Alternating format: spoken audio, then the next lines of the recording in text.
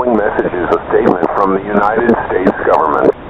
Moments ago, an unknown solar phenomenon occurred with the sun, resulting in a mass extinction level event. Hey everyone, welcome back to Spoogli. In this video, I'm going to be starting the series where I go over all of the SCPs. That's right, I said all, and yes, I know there's thousands of pages. Who cares? It's not like anyone watching this video has anything better to do. I'll be starting with SCP-001, or as its cooler name says, When Day Breaks. At 0549 hours, the morning sky had changed to a dark red, and the sun appeared as an altered version of itself, showing a bright, blinding light. This SCP has an object classification of Apollyon, which pretty much means that everything's gonna die. It's that simple. And the entry starts with a warning. To those of you with families, or God forbid, children, I'm deeply, deeply sorry.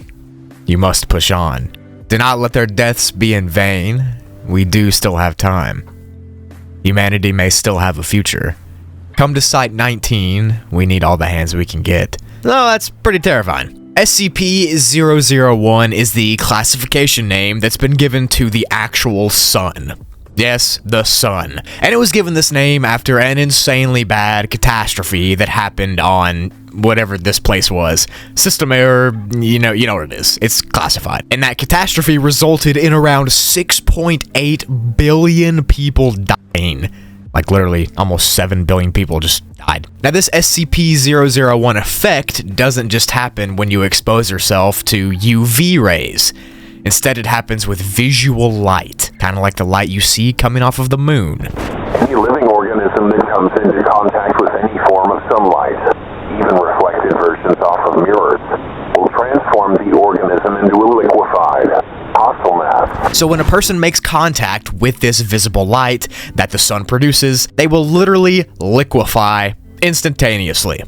Like, whenever the light hits you, you will start to turn into liquid human, a puddle on the ground, if you will. And you'll look similar to wax melting, kind of. The worst part is, this liquefying thing doesn't actually kill you.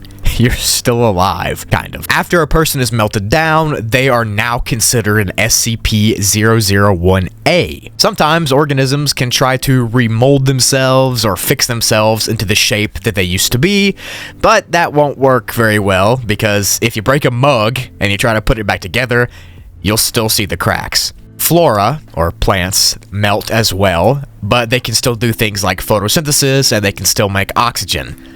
Things that can fly, like birds and bugs, can no longer fly because they're puddles on the floor.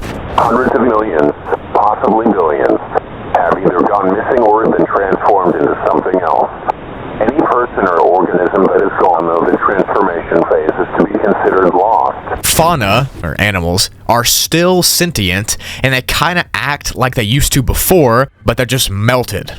And humans still keep a very small bit of their intellect and memories with them, even though they just got liquefied by the actual freaking sun. So after this event with SCP-001, everything that gets exposed to its visible light will be a melty, gelatinous creature.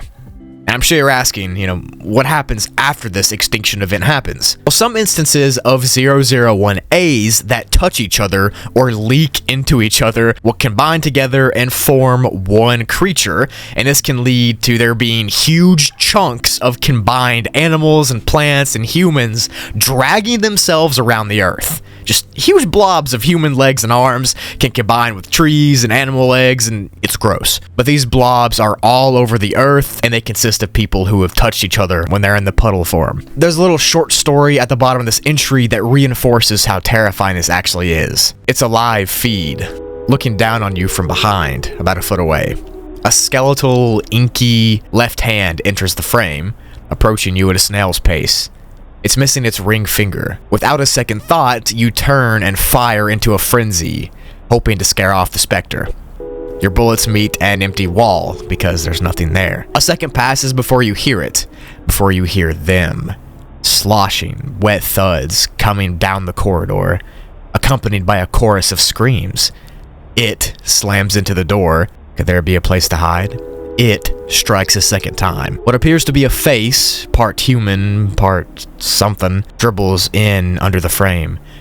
Bits of flesh from God knows what oozes in through the sides and reconstitutes into fingers and eyes and feathers. Third, now it's pressing up against the wood, causing it to sag inwards. With a groan and a crash, the wood splinters. The door explodes open. Hands and arms stretch out of the mass, pulling you up, passing you from one to the next, on and on down the line. They drag you past the empty containment units, upwards through the stairwell, through the halls, and towards the tunnel.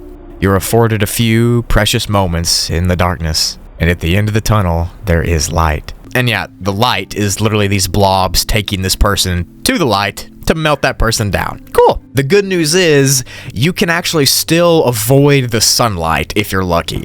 For a chance at survival, carry out the following safety procedures. Move to a room with no windows or reflective objects. Bring with you essentials for survival, such as food and water. Firearms are not ideal to defend yourself. Impalement or fire is the most effective way of euthanization. Do not go outside unprotected.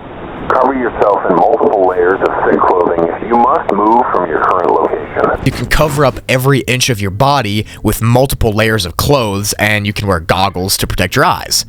Now, if you do this and you literally cover every square centimeter of your skin, it is possible to avoid and survive an SCP-001 end-time event. It's been shown to work on people and scientists alike, and literally everybody that can do it. But the hard part is keeping all that stuff on constantly, because the sun isn't going away anytime soon. Have fun. To me, the real horror of this SCP is the fact that it could literally just happen at any time. Imagine you're waking up for school and you're about to get out of your bed and you just walk outside of the house. You see the sun, you feel the sun, and then you and everybody you're with melts down into literal puddles on the ground, and then are forced to live an existence of being barely human and sloshing around the earth with no real purpose. And even if you are alive, it would still be terrible, because you'd be alone, or if you had somebody with you, you would always have to stay covered up, and it would be awful.